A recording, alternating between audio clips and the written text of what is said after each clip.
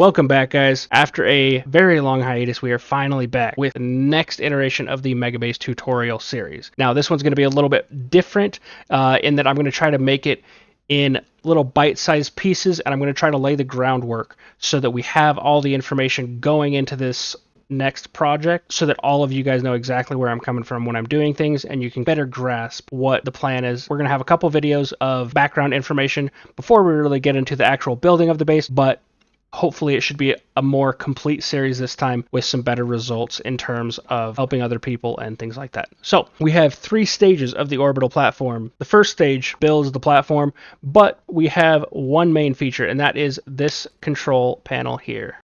So this is going to generate whatever shape we desire. I prefer the asteroid field, so that's what I went with. It is unlimited soil, so you can dig to your heart's content for all of you centrifuge enthusiasts. Feature number 2, the launch panel. Now, this puppy you fill up with a whole lot of astronium, and then you can press the big green button to move it to a different planet so that it's orbiting something else. And we're going to talk about stage 3 next instead of stage 2, because stage 2 has so much stuff going on that I want to make sure we have time to delve into all of that. So stage 3 is pretty simple, but it's also a very nice change. The biggest thing is that you can now fly.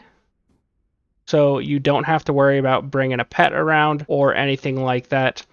You just fly. Also, you do not have to worry about oxygen. I've always got mine going just because I forget if I go to different planets and then I die, but that's beside the point. Finally, stage 2, we get this beautiful printer with the ability to create the mega terrain platforms. Now, they each cost 32 clay, 8 steel, 8 aluminum alloy, and 8 rubber. So none of these recipes are too bad. Once you print that off, it will take a while. I think it takes mine like an average of 5 to 10 minutes to print. And once it's done printing, you get this after you unpack it.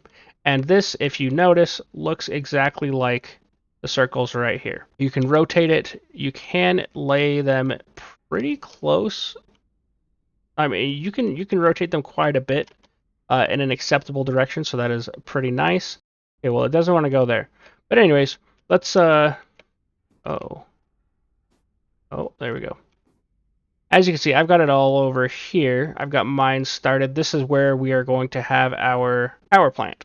So I've got this all started out. We'll get into this eventually, but for now, just know that this is here.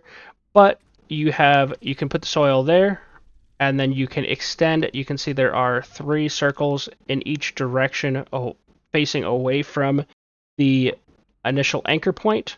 So it is very nifty, so you can expand it in whatever direction you want and customize to your heart's content. So that's all we have there. There are only 8 starting points. However, I don't see anything that would lead me to believe that there is a limit in how far you can build. And that's all I've got for the orbital platform. Now, for those of you that are interested, I'm going to talk just a couple more minutes about my plans for this series and lay out kind of a roadmap so you guys know what to expect. My work schedule has recently changed. The only thing that you really need to know with that is that there's like an hour and a half a week that I can now record without having to worry about waking people up or anything like that.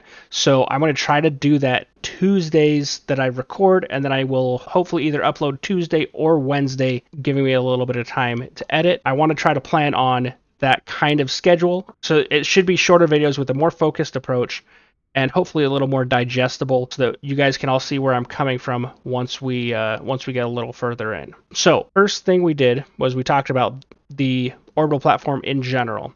And then what I'm planning for the next episode is I want to talk about terrain manipulation.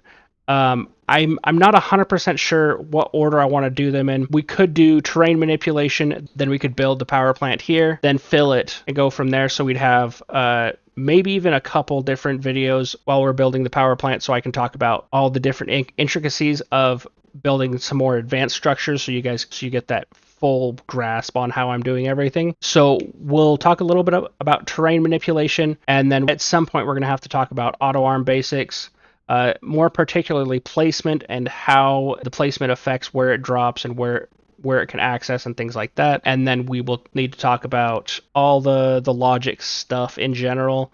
I probably won't go super in depth with that, but hopefully it should be a nice little refresher for anybody that needs it. So those are the kind of tutorial things that I'm planning on that are not directly related. I want to do a video doing the structure of the power plant, and then we'll have to set up a gas network so that we have rockets coming up here with all the gases that we need and potentially the different resources. I don't know if I want to do a scrap farm yet or how I want to do that. I've heard something about the stage 3 biodome potentially giving infinite resources. I haven't really seen too much about that. I've just kind of heard it through the grapevine, so we'll see how that goes. But we're going to take it step by step, so it'll be a little more structured in how we address different sections of the mega base. So I hope that makes sense. Appreciate you guys watching and hanging out.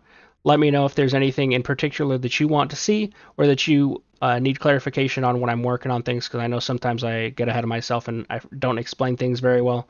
But other than that, I hope you guys have a great day, and thank you very much.